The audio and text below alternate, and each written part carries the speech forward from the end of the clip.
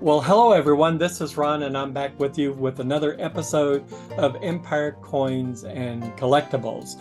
Actually, these things happen. This is the second time I've recorded this episode. I've got a new wireless mic, and about halfway through the episode, uh, it stopped working. So half the episode I was talking, half the episode I wasn't. So I've changed back to my reliable, which you can't see it, Yeti microphone.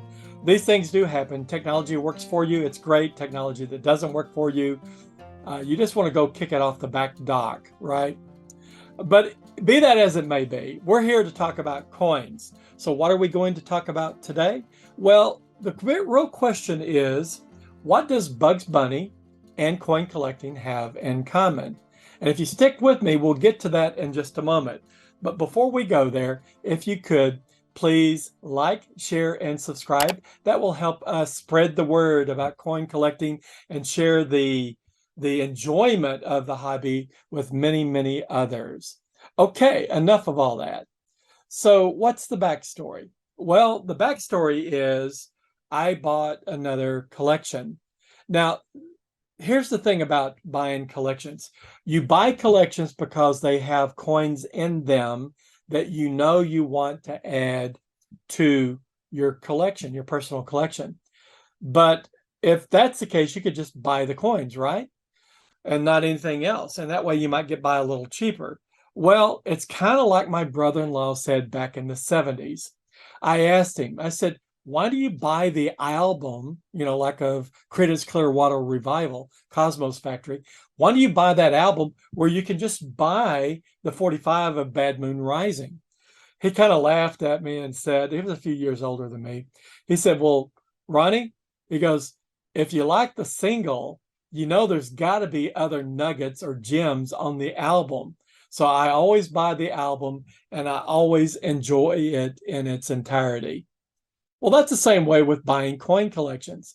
You know that there's coins in that collection that you might want to buy and add to your personal collection, and then you sell the rest to help, fund your acquisitions of collections. But invariably, when you go through those collections that you bought, you find other coins that you want to add to your collection, and you do so, right? So that's my mantra. I buy the collections, even though I know there's only a few coins just at first glance that I want to add to my personal collection. And invariably, I find others, whether they're coins in exquisite state, high-end type states, or coins with errors, as is the case with this particular collection. So what is it we're going to look at? Well, we're going to look at a Franklin half. So let me go ahead and I'm going to change the camera view to the desktop camera.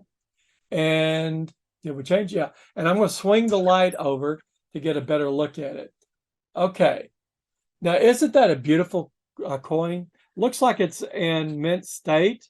We'll have to look a little closer to fully determine that.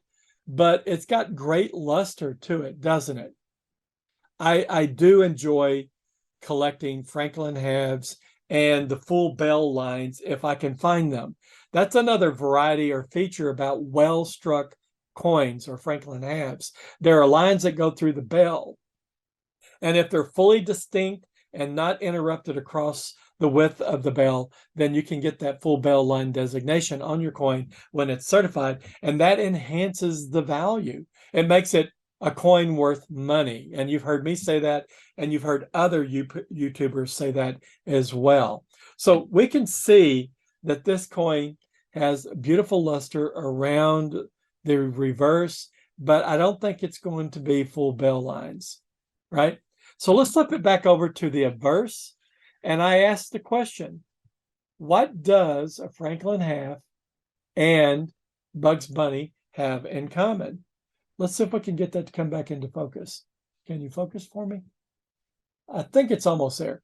Well, here's the thing.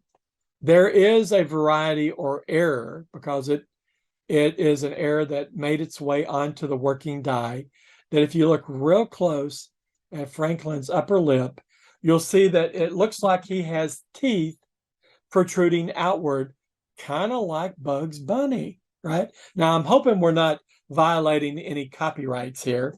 And hopefully Miss Miss Empire will be able to find a picture of Bugs Bunny that we can use without violating copyright. So you can see the comparison when I show you this area right here that shows or looks like Bugs Bunny's teeth. So in order to get you a closer look, I'm going to pick it up and I'm going to move it closer to this camera and we'll see if we can get it in focus. Well, yeah, you can almost see something going on there, but not a whole lot, right? Right around the upper lip area.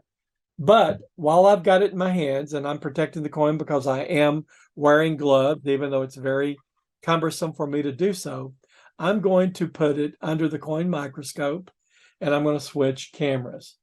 So let's go ahead and do that. Come on, come up. I'm trying to find the right coin microscope selection, and there it is. Wow. And you can actually see these protrusions and the upper lip right there. Now I've misplaced my toothpicks. They're probably on the floor somewhere. So I'm using a ink pen and I'm very careful not to touch the surface of the coin. But if we see that right in there at the tip of the ink pen, we see what looks like teeth protruding outward. I'm going to rotate the coin around just a bit to see if you can get a better look. You see that those things that look like they're protruding out of the mouth? Oh, there. Let me move the light around. Maybe I can get it to show up a little better. I've kind of got something underneath the microscope, so it's rocking back and forth. I tell you what, I'm going to turn this on. So I turned the lights on directly under the lenses, and you can certainly see it. Let's go in a little closer. Let's go in just a little closer. We'll bring it back into focus. And there it is. So you can see that protruding out of his mouth. Now, how does that happen? Well, whether it is a non-retained struck-through error where it would cause the working die to be indented or gouged, or whether it is a piece that fell out of the working die, we know that that hollow area, that gouge area, or that impression on the working die, when the planchet is put under that working die with that breakage on it, and it goes down and strikes the planchet under tremendous pressure, that metal will flow like water up and into that hollow indention area. And when the planchet is released as a newly minted coin, it will show as a high relief error or high relief area above the surface of the coin.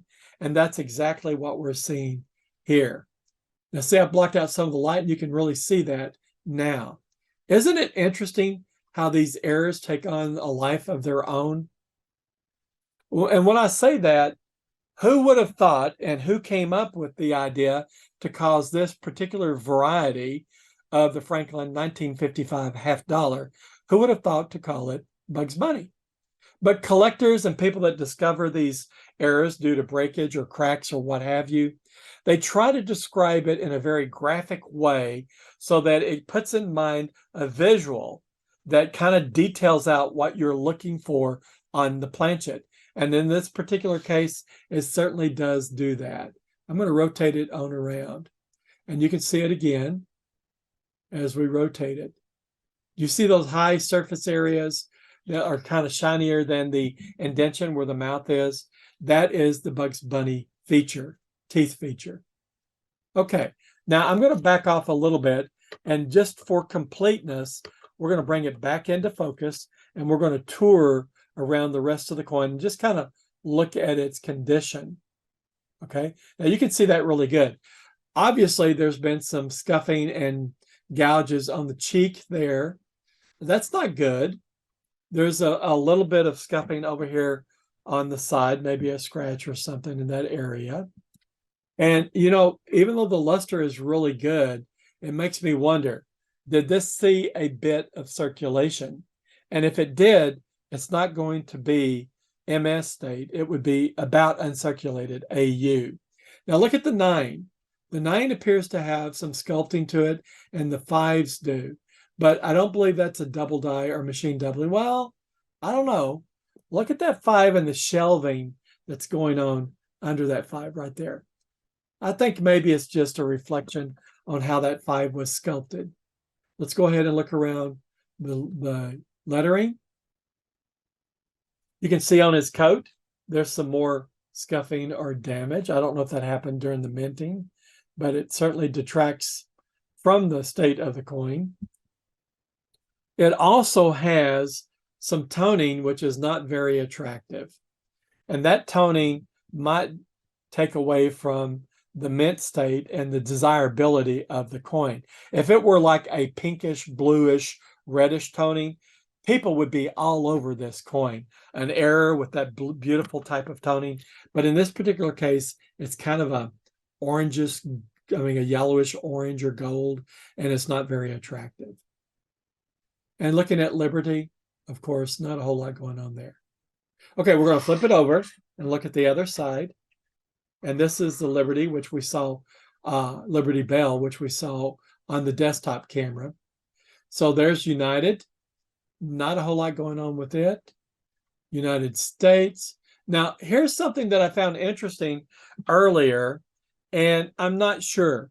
Perhaps you can help me with this. I'm trying to figure out if under the S, that is a design feature. Now look at this feature right here.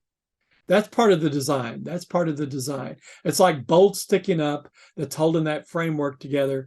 That is the frame in which the bell is mounted. And look over here on this side over here. So this right here, let me get into the frame of the picture. That might be one of these, but it also kind of looks like it might have been part of a failure, like a die chip. If I were a betting man, I would say it's not a die chip. It's just one of those design features that overrode the image of the S when it was made. Okay, so we're going to circulate on around. We see some scratches, things going on in the frame of the bell structure that holds the bell. America looks in pretty good shape. Here's some more scratches up in this area. And look beneath the eagle. The eagle doesn't appear to be well struck there on the side, right? But I don't know. Still, that luster looks good. It doesn't look like it's been cleaned, but you know, that's a possibility. We will find out once I get it graded by Annex. They will tell us if it's an mint state, MS60, or if it's an AU, about uncirculated, or if it's been cleaned. I hope it has not been cleaned. Okay, so not a whole lot going on the reverse. Let's flip it back over, and we're going to go back and look at Bugs Bunny, the Bugs Bunny teeth, and there it is. That's a good picture of it. You can see how they stick out away. They protrude away from the lips of Franklin. All right, we're going to put this back on the desktop camera, and then we're going to kind of give you a last look at how that coin looks at, what it looks like in its entirety, and then we'll do the wrap up after that. Let's see if I can move the cameras back to where they need to be. Come on, cameras. See, I struggle sometimes making this happen, but Miss Empire makes me look really good. She makes all this happen like very seamlessly, and she makes me look better than I am, right? I guess that's her job, right? To make me look better than I am as I present these coins. But this coin is not focusing really well. Let me see if I can get the light a little closer and give you one last really good look at it. Whoops, we've got some bars on the camera. That's no good. Let me move the light away. See if we can get those away. And then we'll bring the light back in. So yes, it's a pretty good looking coin. I'm hopeful that it's not going to be one of those that is about uncirculated. It just narrowly missed being an MS state.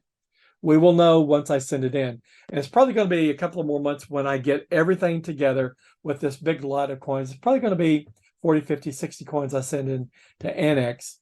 And then we'll have to wait probably 6 weeks to 2 months to get them back. And then I will do a reveal to you of all these coins that you've seen me prepare. Okay, let's go back to the desktop camera. Actually, the camera that's on me, and we'll do a wrap up. There we go. Let me move that light. That's kind of bright, isn't it? So I hope you found this interesting. I also want you to realize that if you're not out there looking and asking and informing people that you are a coin collector, and sometimes it's just as simple as, do you have any coins that you might want to sell? And you'll be amazed at how many people stand up and say, yeah, there's some of them I might want to sell, but I got it from my father or my uncle or my aunt. And some of them might want to keep because of sentimental reasons, but have a look. Let's see what we can do. And what you'll do is look at the coins that you want.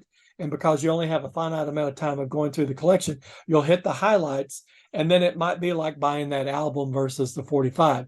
You say there's enough coins that you've seen that you want to buy the entire collection, knowing that there are going to be other coins in that collection you're going to want to add to your personal collection. All right, my friends, with that, I think we're done. You take care of yourself. And please remember to like, share, and subscribe, and leave comments down below. Let me know how you're doing in your coin pursuits. Take care and all the best. Until next time.